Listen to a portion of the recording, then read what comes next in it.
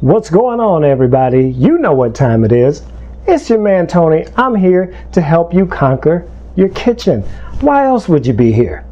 I don't know. Well, maybe you were just browsing around and you didn't find anything interesting and you stumbled on me. I hope not. I hope that you're here on purpose because today we are making mango sorbet. The summer's almost over, but I tell you what, if you're like me, you'll make this in January. I don't care. I make anything anytime. But this is sweet and it's tangy and it's so smooth. It's just so smooth. It's just so smooth. But anyway, mango sorbet, and we're going to get right down into the ingredients. We have, I think I cut up 5 mangoes, the juice of half a lemon, some simple syrup, and 1/4 cup of white wine. I use Moscato because it's sweet. So, you know, you can use whatever wine you want. Now, a lot of people won't put wine in the sorbet, but it gives it that extra little something that you just, yeah, do you feeling it? I know what you're saying. And then I got another little surprise that's going to come up in a little bit. Now, you'll notice here with the mango, mango is only good for about maybe a week, 10 days after you buy it from the store. After that, it starts losing its color, and as you notice here, this is a little brown, but that's okay. That's okay. It's going to be used, and it really doesn't affect the flavor that much. But I had, like, you know, a whole bunch of mangoes in there, and I was just like, well, I got to do something with them because I wasn't going to eat them all at that point. So, you know, so yeah, just cut them up. If you don't know how to cut a mango, look back in the videos on my shrimp tacos with mango salsa. I go right through it. So I'm going to bring out the food processor, and that's going to be a lot of fun. I don't get to use this that much. So yeah, you just go ahead and dump the mango in. It's really not that scientific. You just go ahead and put the... Oh, good. Okay. So the simple syrup, let me go over that real quick. All that is equal parts of sugar and water. Simmer it until the sugar is completely dissolved and then let it cool to room temperature. You need that for the sorbet. Okay, and then we're just going to dump in our wine, our simple syrup, and the juice from our lemon. And then we just put the cap on and let it go. All right, and that's what we have. Kind of looks like baby food, you know, that's what you want. It's a beautiful color. So now the thing about mango is that it has some little fibers that run through it, okay? So when you get done processing it, you want to strain it. And all you're going to do is pour it, let me get this out of the way. So I don't need that in there. Just pour it in, make sure you get everything out. And then you're just going to push it through the strainer. And that is going to get rid of all that pulp and any larger chunks that weren't pureed when you did the food processor. So once you get it in there, you just start moving it back and forth with the back of your spatula, and what you need is going to start coming out of the bottom. Okay, so I'm just going to do that real quick and then I'll be back. Okay, so I pushed this all through the strainer, and what you're left with is this pulp. That's what you're left with, okay? So all we're going to do is just take the bottom here, and you know, you don't want that in there. You don't want all of that stuff. You know, I told you guys every time I cook, there's something that wants to jump out of my bowl, but that's okay. That's okay. We just keep on rolling with it. Put that there. And if you're doing this with, say, raspberries or strawberries, you know, you still want to strain it like this because you don't want the seeds and stuff in there. The only thing I can think of that won't leave any, like, you know, pulp or thing is peaches.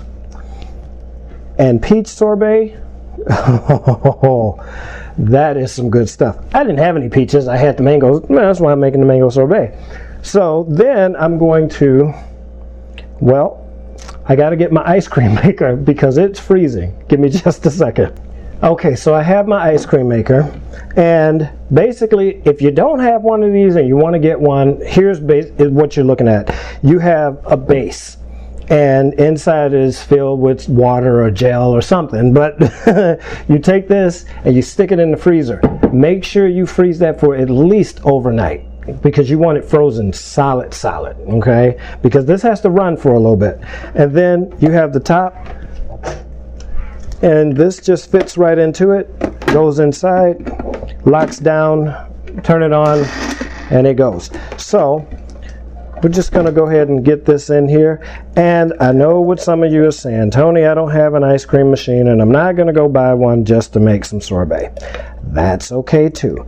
Take this mixture that you see me pouring in and just put it into like a shallow baking pan, glass baking pan. You want it even. You don't want to put it in a bowl because then the sides will freeze before the bottom and it'll be uneven. So just put it in like a 9 by 12, shallow baking dish, and put that in the freezer and leave it in there for about 8 hours. Okay, so this, if you have an ice cream machine, and I can actually get the top on, there we go. So we just get it in there and let it go, and it's going to do its thing. You want to let this go for about half an hour, and you can check it occasionally. If it's coming up on the sides, then just take a spatula and push it down. So I'm going to let this go, and as soon as it's done, I'll come back and show you the final result. I can't wait. All right, guys, see you in a minute. So this has been going, I let it go actually for about 40 minutes, 45 minutes, something like that. Well, because I was eating, so I let it do its thing. So basically what we have now is kind of the consistency of, say, soft serve. That's like a soft serve ice cream kind of consistency there. So even with the ice cream maker, it just speeds up the process. This still needs to freeze for it to actually set up, but that doesn't affect the taste. And you guys remember when I said that I had a surprise for you on what I was going to do here? I added about a 1/4 teaspoon of cayenne pepper. Yes, cayenne pepper. Cayenne is not the type of pepper that burns your tongue, unless you have a whole lot of it, but it's kind of in the back of your throat. And cayenne actually goes very, very good with sweet things, fruit things, chocolate. Try it. Don't knock it till you try it. So let's give this a taste. See what we got.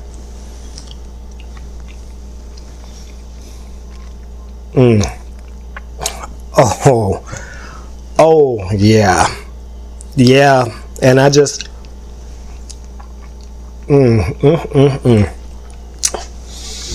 Yes. You guys got to give this a shot. You got to give this a shot. You'll be happy that you did. And remember, I told you I just ate, so this is a really nice palate cleansing dessert. Give this a shot. All you're going to need is some mangoes, some wine. You don't even have to use the wine, but mangoes, simple syrup. Put it all in a food processor. Oh, and some lemon. Put it in a food processor. Whip it up. Strain it. Freeze it either in an ice cream machine or in your freezer. You will love it. You can mix up strawberries. You can mix up blueberries. Whatever fruit that you want, and make your very own sorbet at home. So I'm just going to go ahead and finish this off because it's delicious. And thank you for tuning in.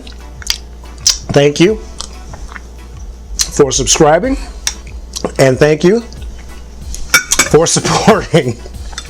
Seriously, guys, thanks for all the subscriptions, the likes, and the shares. If you haven't subscribed, please do so right down there.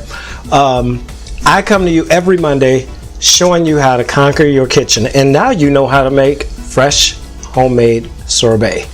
So stay in the kitchen. It is not scary and intimidating. I'm here to help you. If you have any questions, put them in the comments. You can reach me on email. You can reach me through Facebook, Instagram. However you want to get to me, go ahead and get to me. Until I see you next time, take care. Peace out. God bless you. Bye-bye.